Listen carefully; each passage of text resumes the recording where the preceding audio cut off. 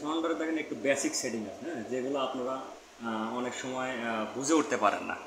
সেটা একটা ব্যাপার হচ্ছে যে আপনারা সিমিলারলি বিটনেসে চাপ দিয়ে এটাকে সামনে পিছনে করে ব্রাইটনেসটা বাড়ান বা কমান, অথবা এখানে চাপ দিয়ে ব্রাইটনেসটা বাড়ান কমান।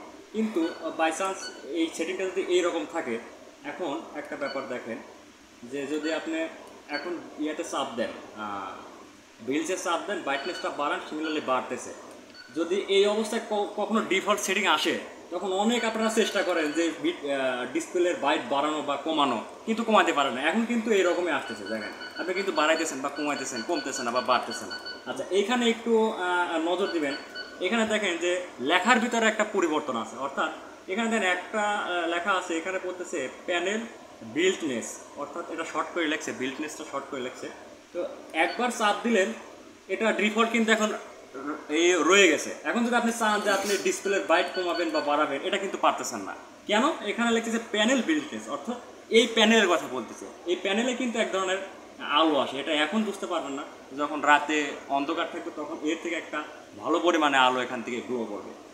তো এখানে আপনারা যে সমস্যাটা ফেস করেন সেটা হইতেছে, যখন আপনি বিলসে চাপ দিতেছেন তখন এটাকে বাড়াইতেছেন বা কমাইতেছেন, কিন্তু এই ডিসপ্লে আলোটা কমতেছে না। কেন? এখানে একই বাটনের দুইটা ফাংশন, একটা একবার চাপ দিলেন, এখন এখানে লেখা আছে এলসিডি বিজনেস, অর্থাৎ লিকুইড ক্রিস্টাল ডিসপ্লে, বলতেছে ডিসপ্লের কথা। ডিসপ্লের আলোটা কমবে বাড়বে এখন, এখানে এখন কিন্তু ডিসপ্লে আলো কমবে বাড়বে। কিন্তু আবার যদি চাপ দেন, প্যানেল বিল্টনেস, অর্থাৎ একটা ডিসপ্লে, একটা হচ্ছে প্যানেল। আচ্ছা, এটা একটা গেল।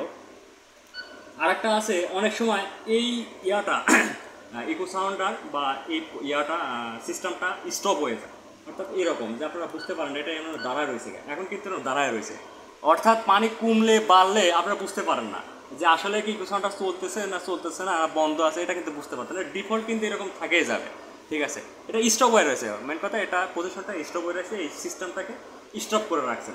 এখন এই অবস্থায় যদি আপনি সারা দিনও জাহাজ নিয়ে করেন, তারপরে কিন্তু এটাই থাকবে, পানির মানটাই দেখাবে না। অনেক সময় হয়ে যায় যে চাপ দিয়ে বা যে কোনোভাবে একটা সেটিং চেঞ্জ করতে গেলে এইভাবে হয়ে যায়, তখন এটাকে আপনাকে চেঞ্জ করে দিতে হবে। এটা এখন দেখেন যে একটা দিকে চলমান, অর্থাৎ এখানে অনেকগুলো ডিফল্ট স্পিড আছে, আপনি কত স্পিডের রেঞ্জটা চান নিয়ে যান। তো আমাদের ডিসপ্লে একটা ডিফল্ট ইয়া রাখে, আমরা এটাকে রাখি, এটা রাখতে পারেন, সমস্যা নেই। আর একটা আছে যে ডিপস, এটা হইতেছে আপনার ইয়ার ডিসপ্লের সিস্টেম, অর্থাৎ আপনি যখন জুম হাইতে দেন তখন আপনার ইকো সাউন্ডারের রিডিংগুলো অনেক ছোটো ছোটো জায়গা থেকে নেয়, অর্থাৎ ছোটো ছোটো। যখন লোতে দেন তখন ও বড় বড়তে ইয়ে করে, অর্থাৎ ওর লাইফ টাইমটা লোতে দিলে একটা সুবিধা পাবেন কি, যে ওর যে পরিমাণে ফ্রিকুয়েন্সি এখানে পাঠায়,